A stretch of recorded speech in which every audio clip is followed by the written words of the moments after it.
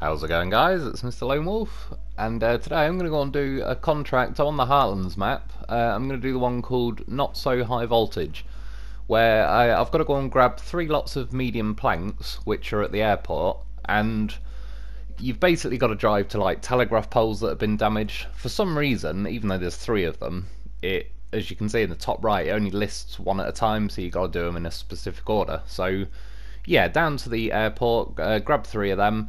I'm going to use, at the airport, I've already got different trucks that have got ramped flatbeds there, and as there's no trailer store at the garage, or I think on the entire map, yeah, I'm just going to borrow one of those. So the first one you've got to start with is that one, and then yeah, it goes in order, so you can't do them like the other way around, which would probably make a little bit more sense, because the last one's kind of pretty close to the airport, but it doesn't really matter, it's just an excuse to kind of do a little loop of the map, try and struggle through a couple of swamps that are going on. I probably could have picked slightly easier routes, to be honest.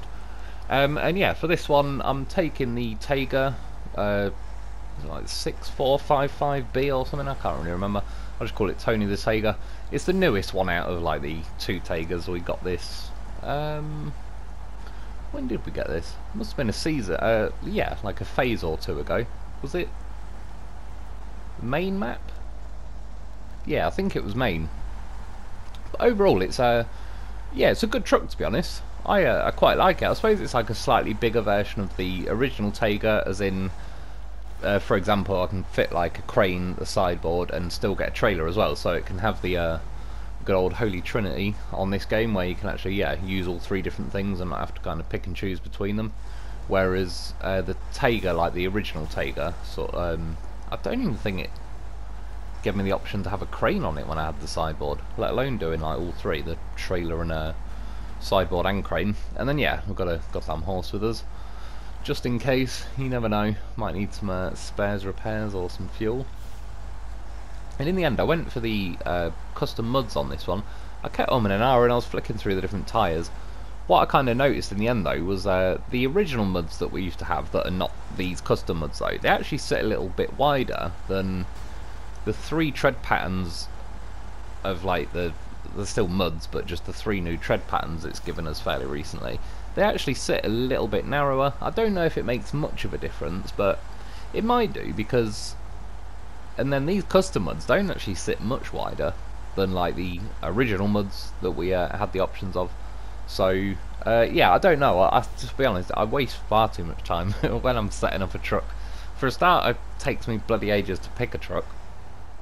And then when I finally do, for whatever reason, I sit there for half an hour trying to pick a colour, and then I sit there for another half an hour trying to pick a tread pattern, and all sorts. So yeah, eventually I think I just kind of autopiloted in the end, click the custom muds, got set up, and yeah.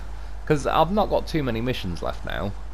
As well, just while I remember, thanks to Mark Rowe for letting us know, I think Phase 9 is apparently coming out, I think it was next Tuesday or something. It was like on the 28th of February, I think. So yeah, we're about a week away. So I've got a couple of missions still left to do, so it works out quite nicely. Yeah, I believe I've used nearly every vehicle that's appropriate anyway for doing all the different missions on this Phase 8. So for the last couple of missions, I might just end up picking, yeah, some of the trucks I quite like, really, instead of trying to struggle through with some of the more average vehicles in the game. I know there's 1 or 2, I think like the Freightliner M9, whatever the hell code name it's got. I don't think I've used that for a mission so far, because it's got that stupid winch thing built on the back, which means it's awkward when you tow a trailer, and yeah, there's not a lot of add-ons and options with it, because that kind of blocks a lot. So yeah, when I got here to the airport, like I said, I'm borrowing a trailer from there's a Zik 605R there that was I did a mission a little while back, and it's just been parked here ever since. It was probably the mission that unlocked this warehouse. And then there's also a couple of dolphins in front of me with trailers. And yeah, even though, I mean, technically speaking, I need 3 medium planks, so 6 kind of slots of cargo I need, but I didn't really want to kick Lo4f out of the sideboard. He likes it in there. It's his little driving spot. So yeah, I decided in the end just to, well, I wanted to see actually, because this thing's got like a big bonnet sticking out the front of it, I wanted to see if I could pin like a piece of wood to the front of it, see if it actually hold on there okay. The other option was just to kind of balance it on the trailer, but since the ramped flatbed can be a bit notoriously wobbly, I thought it probably wouldn't last too long. And I have actually got like the Zik 605R's got the big crane there, so I could have lifted the loaf out, packed it onto the wood on top of the ramped flatbed, but again, because it's a little bit boaty and I kind of knew that I was cutting through swamps, I just thought it'll probably just make it more likely that the trailer tips. So I'll save myself the hassle. At least this way, I can't really drop the wood whilst the crane's actually attached to it. And yeah, worst case, it's pretty easy to pick up. And this, I thought that was pretty sneaky. As I was cutting across the airport, kind of going as the crow flies to my next checkpoint. And yeah, as I started going into this sunflower field, there's a bloody tree stump that's snuck in there, which is like now hidden in amongst the sunflowers, which is even worse. Thankfully, for whatever reason, I did actually put a different bumper on this truck. Normally I just go with the stock one, but the bumper I put on looks like it's got a bit of a I don't know, like a sump guard or whatever it is at the front. And yeah, thankfully in a way, I smashed into that tree stump with the front of my truck rather than with quite a few trucks. It kind of slips under the first axle and then gets wedged between the first and second axle or on your fuel tanks or something, and makes it a right pain in the ass to get off there, whereas it kind of worked out for the best. At least I just hit it like that and then yeah, could just reverse out of it. So I drew the lines cutting across, like there's this swampy section. Like there is technically a lot of different routes I could have gone. I was purposely kind of cutting along here, and I'm going to cross a bit of the river where there isn't actually like an official road or anything. I just kind of, I think I might have drove over there, I can't remember if it's on video, but a couple of months back now, so yeah, I just wanted to see how well this truck would fare going over there. And yeah, as you can see, the swampy section didn't go too well, to be honest. Got me bogged down pretty good. I think I was all but stuck really. It's getting on for kind of like death mud. Thankfully there was a tree near enough by that I could reach. Worst case, obviously at that point I would deploy the loaf as like a little mobile winch point to get me out of there, but yeah, because I could reach this tree, so the wood kept slipping. Yeah, that's what she said. Yeah, so I spun it round, kind of rest it on top of the loaf for now, so I'm using the crane to like pinch it down to the loaf so I could actually free up my my winch cable thing. And once I got out of that bit, like the little islands that are all dotted amongst this swamp, you can get grip there and drive along. It's just, yeah, the actual swampy bits kind of kill any momentum really. I don't know if it'd be any different. I've got the custom muds on, which I like, as I've said before, how wide they sit and they feel like they keep the weight pretty low and all the rest of it. Grip wise though, I've never been too impressed with them, so I'm not sure. Maybe if I had chain tyres on they might have bit into the mud a bit better, but that being said, it probably is kind of designed as death mud really. Yeah, I assume they don't really want us to cut through here, which I don't know why in some cases. I mean, if it was like super mud and it made you go pretty slow, it'd be a bit slow and boring, but it is what it is, you're cutting through a swamp. But yeah, when somewhere actually just stops you completely, you kind of write it off from then on as somewhere you're going to use as like an option to cut through, which then just writes off that whole section of the map, which then kind of is, you know, like, there's no point in even designing that part of the map if you're just going to make it sort of death mud that you can't get through. But yeah, we got out of there. Certainly getting a little bit wobbly now. Weight, the centre of gravity is getting a bit high with the wood up there and the crane and everything else. I still have no regrets though. Gotta have my loaf seat. And you see, at this point now I'm following like the islands along. It's not too difficult to keep driving. And yeah, you can see this kind of island in the middle of the river to the left. That's where I wanted to cut over for no reason in particular. And basically you can just see in the top left of the map there's or the screen, sorry, the bridge, which I've already rebuilt as well, so I could have literally just drove a little bit further ahead now and crossed a ready built bridge. But I quite like trying to tackle getting over these little random islands that are dotted across the river. Now you've just seen there's a little edit there, because this was actually my first attempt, and I am blaming the cat again. My cat turned up and I was kind of talking to him, fussing him, not really paying attention, and when I cut into this river, the current's going kind of from that bridge towards me, and yeah, I didn't really go in on enough of an angle, so it started tipping me over. I tried to fire some panic winches out, And then I tried to rotate my crane, but yeah, it stalled. It was a little bit too late, and I didn't even bother. If I'd left it a little bit, the loaf would have floated out of there. I've been in that position many times before, but yeah, I just did the quit and reload, more because I wanted to attempt to cross the river in one go. Like, at that point, a rescue mission is, it can be fun here and there, but yeah, you kind of don't know at that point then if you would have been able to do it in one swoop.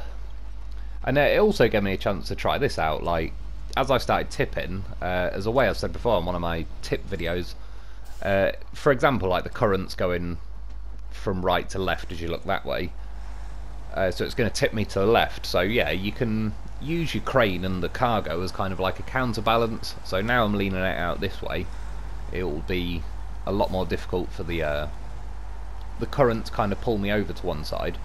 I just left a little bit of footage in there as well as I turned the engine off, because again my cat was there, and saved the footage. Because I turned my engine off, it dropped the cargo, and when I went to pick it back up, this crane, it was just another example of like how weak, particularly this blue Russian crane, is yeah, pretty terrible at the minute. It was struggling to even lift this the medium planks off the floor. And then when I drove into the river now, the counterbalance is certainly helping, as you can see. Possibly a little bit too well at one point, but I think also I caught my left tyres on like a rock that sort of spat me over to the right a little bit, so... But again, it didn't really matter, because with the crane like this as well, it's good. It probably works a little bit like how you see those little like canoes, things that people use in the sea, where they've got like a little outrigger bar that just floats in the water, so it makes you a lot more difficult to tip. If I tip over to the right now, I'm going to land kind of on the crane and the medium planks before I fully tip, and it automatically stalls my engine.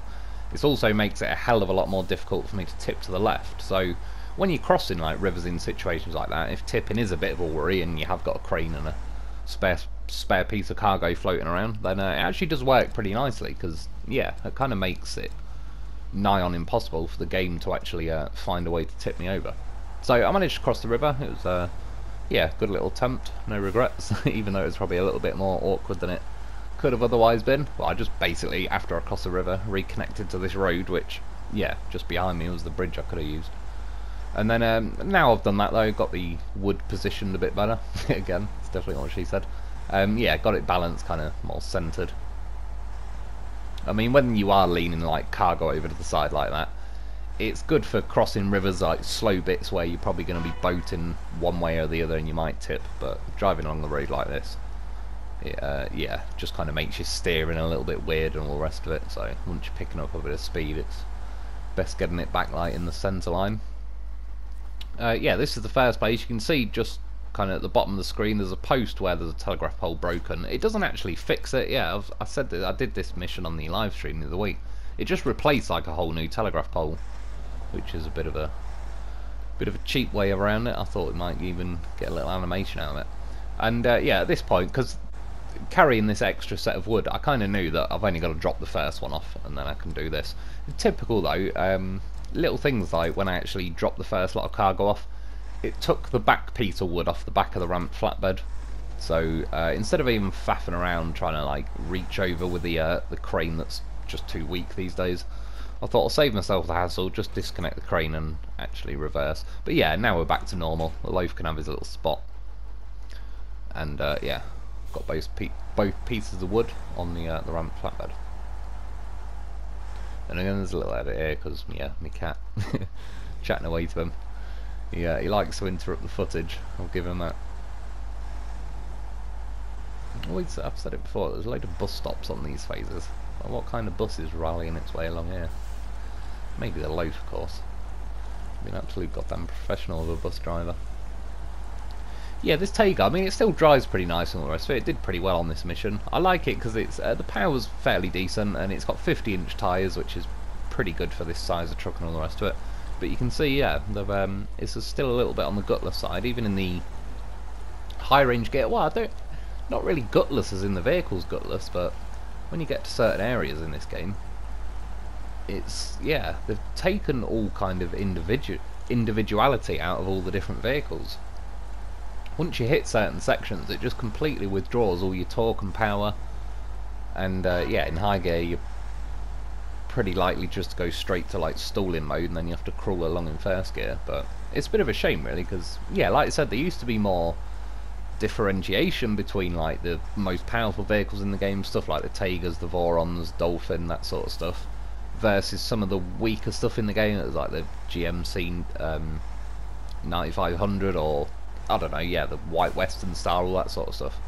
But yeah, the way they keep sort of tweaking the coding and everything these days, it kind of doesn't make much of a difference, because on the plain smooth bits of road, any truck's kind of going to drive along. You'll be able to get it in high gear and all the rest of it. And then on the difficult bits, it doesn't really matter how good the truck you brought is, it's just going to automatically force you back down to first gear and have to creep through it.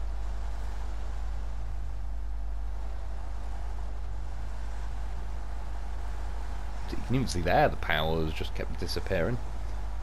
In the end I was like, sod it, I'm going into high gear.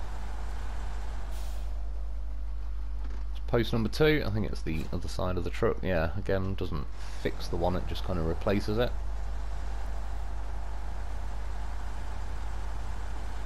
And yeah, I think for this phase now I've got I think I've got 2 contracts left on the bottom set of contracts, and then I've got the fight fire with fire, which I think might be on the top set of contracts. And then I've also got the like hot potatoes and bulk loading, but they're both farming ones. I may just not end up even doing them, because I've already done farming videos before. It's basically the identical thing. I end up editing most of the actual farming out anyway. Yeah, I mean, worst case I might do the like hot potatoes, but I wouldn't bank on it. The bulk loading's pretty unlikely. I'm not even sure if I'll do that full stop. At some point I would like to get 100% on the game and get all the trophies done. I'm not sure if you have to do all the DLC contracts for that to count. You might just have to do all the original stuff. I'm not sure, but that's about the only way it's going to get me to do that one again. Now, I could have just connected to the road on my left, but nope.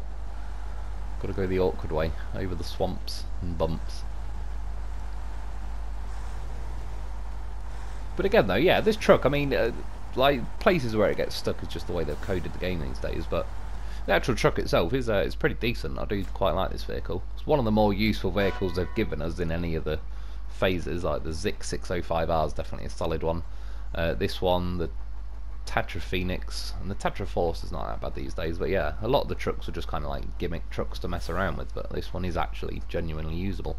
I think it was about 5550, 5550 on the money.